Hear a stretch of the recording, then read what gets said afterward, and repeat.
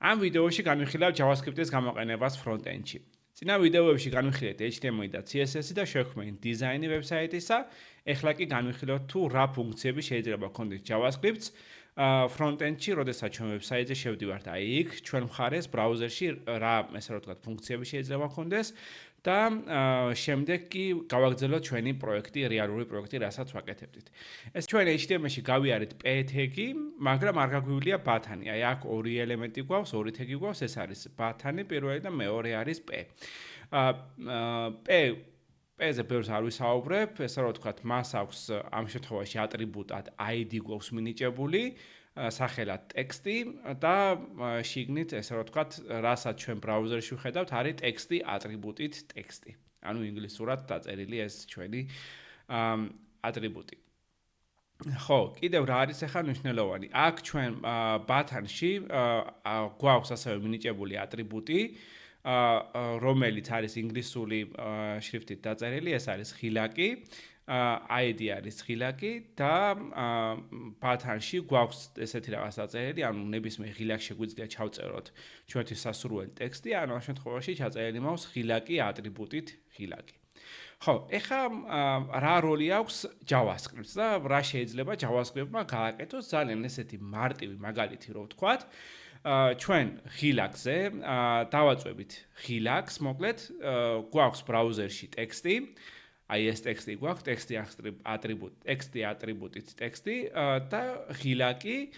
ამ ხილაკზე თითის დაჭერით შეგვიძლია ჩვენ შევქმნით ესეთი ფუნქცია, რომ ხილაკს რო დავაწვევით, ანუ მაუსის მარცხენა ხილაკს დავაწვევით, შემდეგ აი ეს ტექსტი, რაც არის, გარდაიქმნება მოკლედ აი ამ ტექსტად, რაც ქვემოთ არის მოყვანილი, ჩვენ დავაჭირეთ ხილაკზე და ეს არის შეცვლილი ტექსტი. ხო, ამის გაკეთება შეგვიძლია ჩვენ JavaScript-ის საშუალებით, JavaScript-ის ესე რომ ვთქვათ, დოკუმენტში ჩვენ უნდა შევქმნათ ორი ცვლადი, ეს უკვე პროგრამირების ენაზე გადავედით ჩვენ, ანუ ეს ამ შემთხვევაში უკვე პროგრამირების ენას გამოვიყენებთ, ანუ JavaScript-ს და მოკლედ გვაქვს ესეთი რაღაც, უნდა გამოვაცხადოთ ორი ცვლადი. პირველი ცვლადი არის, რომ ჩვენ მოვახდინოთ ხილაკის იდენტიფიცირება, მეორე ცვლადი არის, რომ მოვახდინოთ აი ამ ტექსტის იდენტიფიცირება. აი ამის იდენტიფიცირება ჩვენ შეგვიძლია ატრიბუტის საშუალებით, რომელიც HTML-ში მივანიჭეთ ჩვენ, ესე რომ ვთქვათ, ჩვენ tag-ებს, HTML tag-ებს. ეს არის ID, ორივეს გვაქვს მინიჭებული ID-ები. და JavaScript-ში ვაკეთებთ ესეთ რაღაცას, let, ანუ მივანიჭებთ და გამოვაცხადოთ ცვლადს, აქ შეგვიძლია ნებისმიერი სახელები ჩავწეროთ, მაგრამ მე გამოყენებული მაქვს პირველ შემთხვევაში button-ი, მეორე შემთხვევაში message-ი და შევდივართ ეხლა ვაკეთებთ ესეთ რაღაცას, რომ აი ამ ჩვენ HTML დოკუმენტიდან ამოგვაქვს ელემენტები დოკუმენტი, ანუ მისი სინტაქსი არის ესეთი, დოკუმენტი, წერტილი, მე შემდეგ გადავდივართ get element by ID, ესეთი ფუნქცია არსებობს და ID-ის საშუალებით ამოგვაქვს მოკლედ ელემენტი. და ეს არის პირველ შემთხვევაში ბათანი არის ხილაკი, მეორე შემთხვევაში ეს ელემენტი არის ტექსტი, get element by ID, ტექსტი.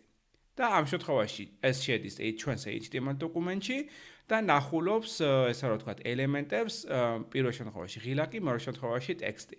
და ანიჭებს ესე რომ ვთქვათ ამ ცვლადს. ანუ პირველი ცვლადის მნიშვნელობა არის აი ეს ხილაკი ატრიბუტით ხილაკი, მეორე ცვლადის შემთხვევაში, message-ის შემთხვევაში არის ტექსტი ატრიბუტით ტექსტი. ხო? მოკლედ მოძებნა ესენი ID-ებით. ხო, ეხლა რაც შეგვიძლია რომ გავაკეთოთ, შევქმნათ ესეთი ფუნქცია, რომელიც ჩვენ დაკლიკების შემთხვევაში გააკეთებს რაღაც, ესე რომ ვთქვათ, შეასრულებს რაღაც დავალებას.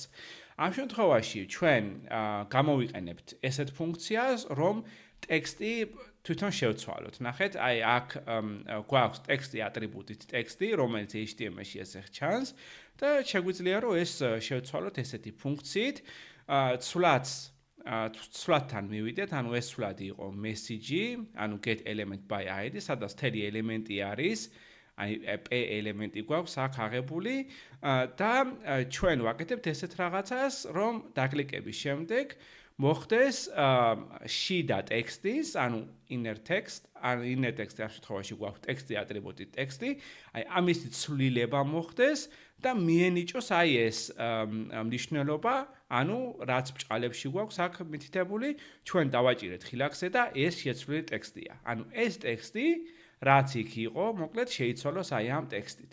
ხო. და ამას ვანიჭებთ ესე რომ ვთქვათ, ჩვენ ამ ფუნქციით. ხო, ეხლა ფუნქცია კი შევქმნით, მაგრამ ჩვენ უნდა ესე რომ ვთქვათ, ანუ ტრიგერი გვჭირდება, ეგრეთ წოდებული, ტრიგერი მარტივად რო ახსნათ, ანუ რაღაცა რომ მოხდება, მერე შეიცვალოს, ხო ეს ტექსტი, ანუ ჩატვირთვის დროს კი არ შეიცვალოს, ანუ მაგალითად, ან რაღაც მაუსის გადაადგილების დროს კი არ შეიცვალოს. ეს ტექსტი შეიცვალოს აი ამ ხილაკზე, რომელი ხილაკით ჩვენ გვაქვს გამოცხადებული HTML-ში, მასზე თითის დაჭერის შემთხვევაში, მაუსის დაკლიკების შემთხვევაში შეიცვალოს, ანუ დატრიგდეს ეს ფუნქცია და ეს ფუნქცია, როდესაც ჩაირთვება, შეცვლის აი ამ ელემენტს, აი ამ ტექსტ ელემენტს, ხო? ანუ ამას ვაკეთებ შემდეგნაირად, ბათანი გამოვაცხადეთ ცვლადი, რომელსაც აღებული აქვს ესე რომ ვთქვათ, აი ეს მთლიანი ხილაკი. და ID-ის საშუალებით მივანიჭეთ ჯერ და შემდეგ ვირჩევთ ესე რომ ვთქვათ ამ ბათანს და მას ვანიჭებთ ესე რომ ვთქვათ ესეთ ფუნქცია არსებობს JavaScript-ში add event listener და ესე რომ ვთქვათ ამ ხილაკზე ჩვენ ვანიჭებთ ესე რომ ვთქვათ მოქმედების მსმენელს, უხეშად რომ ვთქვათ ქართულად და ეს მოქმედების მსმენელი იყოს კლიკი. ან როდესაც ჩვენ მაუსს დავაჭერთ აი ამ ხილაკზე და შემდეგ ზუსტად აი ამ ფუნქციას ესე რომ ვთქვათ ხილაკზე თითის დაჭერის ფუნქცია, რაც აი აქ შევქმნით, ვატრიგერებთ ესე რომ ვთქვათ, ვრთავთ აი ამ ფუნქციას, როდესაც ხილაკზე ვაწვევით თითს. დავაწვევით ხილაკზე თითს და აი ეს აღიქვამს, რომ ხილაკზე დავაჭირეთ თითი, მაუსი და შემდეგ რთავს აი ამ ფუნქციას, ხოლო ეს ფუნქცია შემდეგ აი ამ message ესე რომ ვთქვათ ცვლადს ცვლის და მასში შეაქვს ცვლილება და საბოლოოდ გამოგვაქვს აი ესეთი დაწერილი ტექსტი. ხო, ეს იყო ესე რომ ვთქვათ, ეს ძალიან მარტივი პრაქტიკული თუ რა შეიძლება, რისთვის შეიძლება გამოვიყენოთ ჩვენ JavaScript-ი front-end-ში. JavaScript front-end-ში ძალიან დიდი როლი აქვს, ამას ჩვენ განვიხილავთ მომდევნო ვიდეოებში.